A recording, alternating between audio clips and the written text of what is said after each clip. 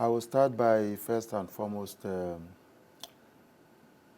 thanking the President and Commander-in-Chief of the Armed Forces, President Bola Ahmed Tinubu, GCFR, for this wonderful action he has taken. You know, before the outbreak of the Civil War, we had the regional arrangement where each region was allowed to maximize its potentials. But all that changed. Now, if you look at the trend, you will agree with me that we are going back to that kind of arrangement where each region is allowed to look at what God has given to it and maximize the potentials inherent in that particular region. And for the Southeast in particular, this couldn't have come at a better time. You recall that at the end of the war, the Civil War in Nigeria, 1970 to 1970, there was this understanding. First, the war was over, and there were these 3 R's: reconciliation, rehabilitation, and reintegration. 54 years after the end of the war, that promise has been fulfilled. And I'm also grateful to God that I am the pioneer chairman of this commission in the House. What the Igbos have been looking for, they have now gotten it. And I want to assure you that given what the President has done and is doing, I will continue to do, Nigeria is positioned to reassert itself in the Community of Nations. All right, sir. The Southeast, you talked about 54 years after the Civil War. Yes. The Southeast has not got what it's been looking for. Are you implying that from then till now, the Southeast has not been getting anything? You see, all the clamor you hear from the Southeast is as a result of what? Marginalization. Look at this. Alleged, perceived. Well, it's there for everyone to see.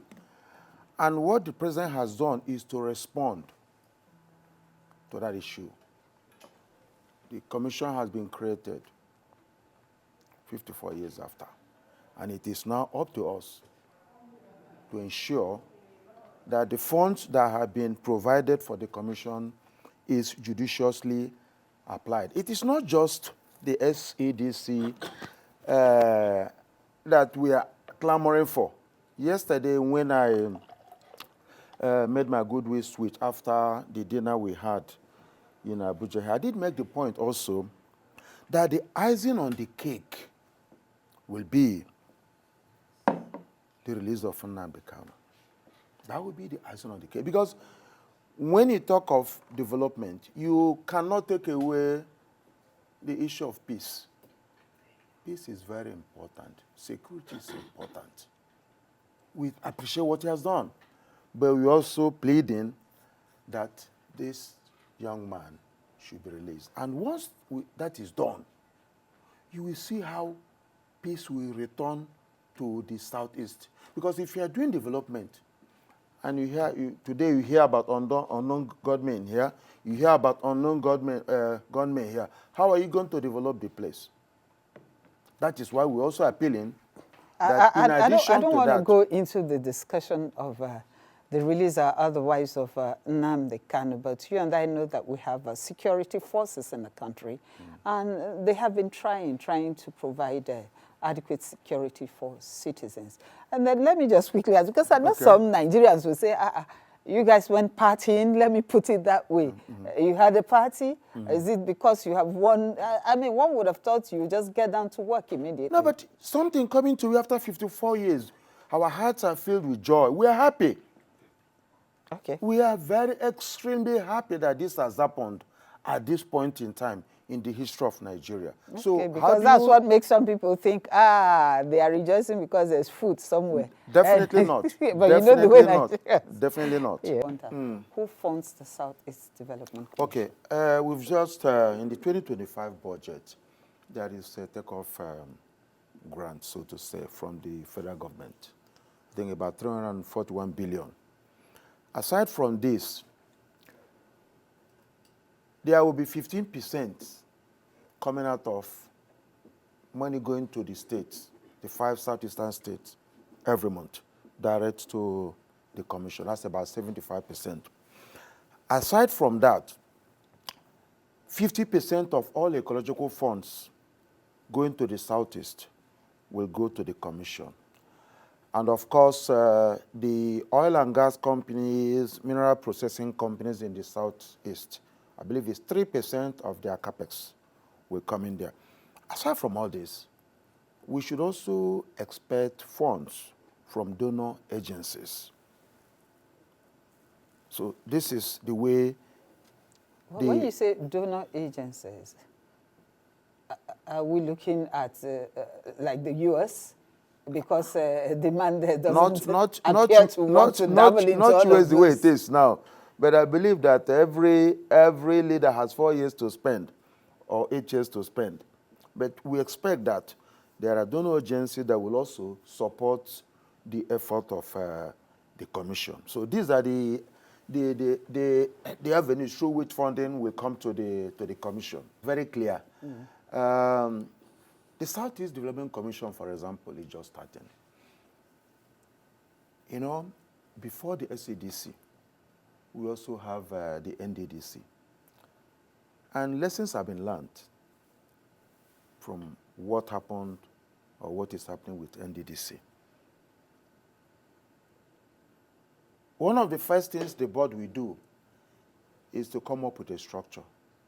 We want to see the structure, the organogram. Certain positions have been outlined in the Act, but we also want to see how they are going to populate that structure and ensure that you don't go about employing people just for the sake of employing people. Whoever that is in that commission must have a clearly defined role that he or she is going to play. The commission basically, you know, let me also make that point that it is not a commission that will provide food for the boys. Never.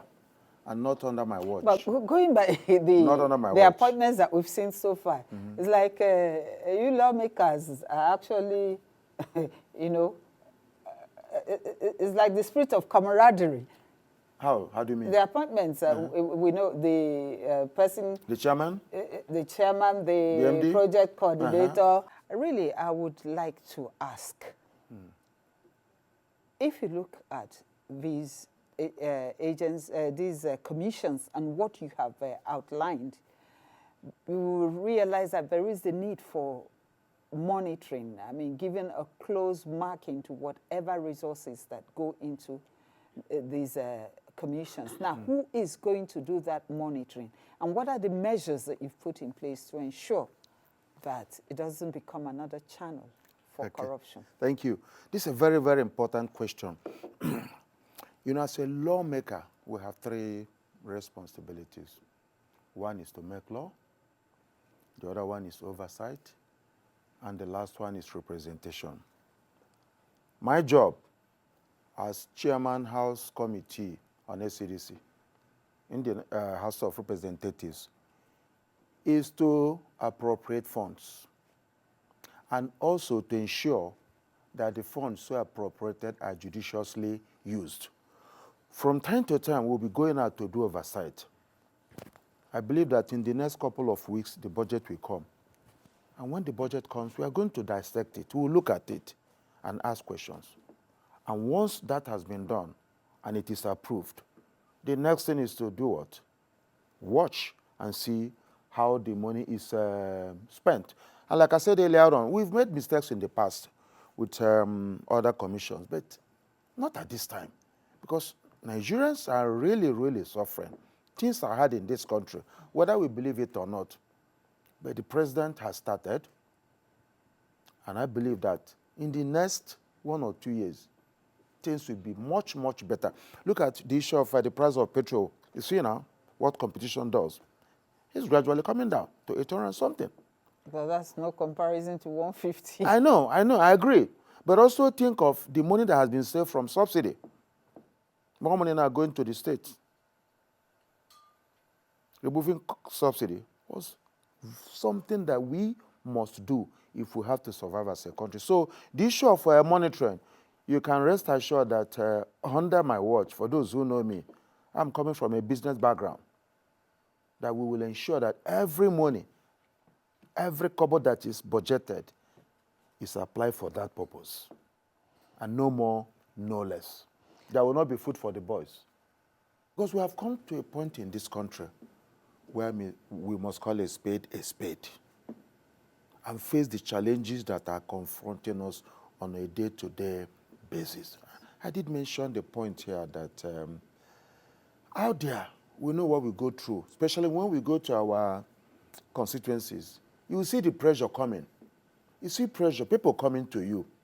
So, and one way to ensure that Nigeria gets back to where it ought to be is to ensure that the right thing is done. And we are going to do that. I'm giving you my word. Maybe in the next 1 year or 6 months, as the case may be, I would like you to also invite me to so this. that we can assess. Exactly. Even before then. Exactly. We'll give you close marking. You will see it. We are not going to embark on white elephant projects. If you say, for example, you are going to construct roads or we are going to build skill acquisition center, we want to see it. And we will not allow them to award contract that will not be 100% executed. Do you understand me? Because, for example, last weekend I was home and I asked my people, I had a constituency meeting, town hall meeting, and I asked them, what is our greatest challenge? And we all agree that it is important that we build an ultra-modern skill acquisition center that can mop up the young men and women who are loitering the streets, doing absolutely nothing. And we've agreed on that. And I'll be looking at seeing how we can use this commission to actualize that. And once we have started that project in the budget, you can take it to the bank that Chris Nkwonta, knowing the kind of person I am, will ensure that it is done. So it will not be business as usual. Thank you. Honorable Nkwonta, I have here that the main aim of the creation of these commissions and having the Ministry of Regional Development to oversee them is to ensure balanced growth and address regional disparities across the country. Are you telling Nigerians that you're going to work to ensure that this mandate is realized? Go look at my background, see where I'm coming from. I'm not talking about you as a person. What? I'm talking about your committee and lawmakers generally. You know, I mentioned here that the budget is coming. For example, 341 billion initial takeoff. There are 5 states in the southeast. We are going to look at the proportion that gets to each of them to start with. We will also be looking at how that fund that gets to that particular state is spread out in terms of development. See, I'm a very serious-minded person, and I thank God that What about your colleagues? Well, I am the chairman. The buck stops on my table. It is me. If we fail, I will be the first person that will be singled out. You are the head of this committee. How come you didn't succeed? And for everything I've done in my life, by the special grace of God, it's been a success. This one will not be an exception. And of course, Honorable Chris Nkwonta is Chairman House Committee on Southeast Development Commission. Thanks for coming on the program. And this is where we'll draw the curtain on it this morning. Don't forget to join us tomorrow for another edition where we'll be looking at the proposed creation of 31 additional states. My name is Uju Ejeye. Don't forget to join us.